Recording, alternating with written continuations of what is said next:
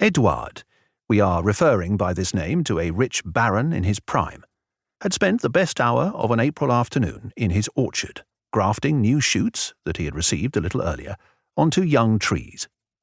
His task was finished. He replaced the implements in their case and was looking at his work with pleasure when the gardener came up and was gratified by his master's interest and industry. "Have you seen my wife?" Eduard asked, while preparing to go elsewhere. Over there in the new grounds," the gardener replied. "The arbour which he has built by the cliff face opposite the castle will be finished today. Everything has come on very well and is sure to please you, sir. There is an excellent view. Down below is the village, a little to the right, the church. Beyond the top of the church tower you can see into the distance, and opposite there is the castle and the gardens." "Quite right," said Eduard. "I could see the men working a few paces from here." "Then," the gardener continued, "the valley opens up to the right, and you can see across the rich meadows with their trees into a pleasant prospect. The path up the rocks is laid out quite prettily. Her ladyship understands this sort of thing. It is a pleasure to work under her." "Go to her," Eduard said, "and ask her to wait for me. Tell her I want to see this new creation for myself and enjoy looking at it." The gardener hastened away, and Eduard followed soon after.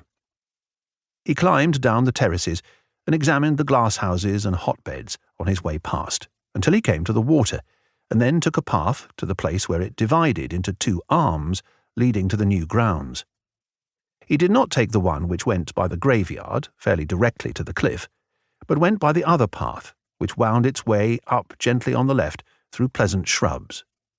At the spot where the two paths met again, he sat down for a moment on a convenient seat, then stepped up the slope itself, which led him by means of all kinds of steps and terraces along the path, which sometimes narrowed until it finally reached the arbour. Charlotte received her husband at the door, and made him sit down in such a position that he could see at one glance, through door and windows, the various views which showed the landscape as through a frame. He was pleased at this, hoping that spring would soon enliven the whole scene more richly. "There's just one thing," he added. "The arbour seems to me rather too cramped." "But spacious enough for us two," Charlotte replied. "Yes, that's true," Eduard said. "And there's room for a third person as well." "Why not?" Charlotte replied.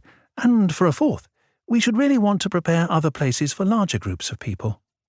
"Since we are sitting here undisturbed and alone," Eduard said, "and in a quiet, serene mood, I must confess to you that I've had something on my mind for quite a time, which I would like to, in fact, must confide to you, but which I can't bring myself to do."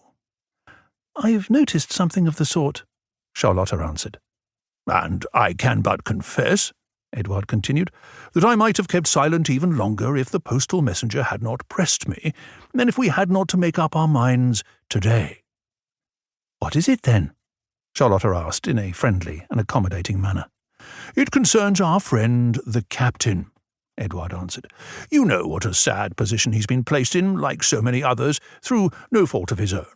How painful it must be to a man of his knowledge, talents, and accomplishments to see himself inactive, and I will no longer delay telling you what it is that I wish for him. I should like us to have him with us here, for a time."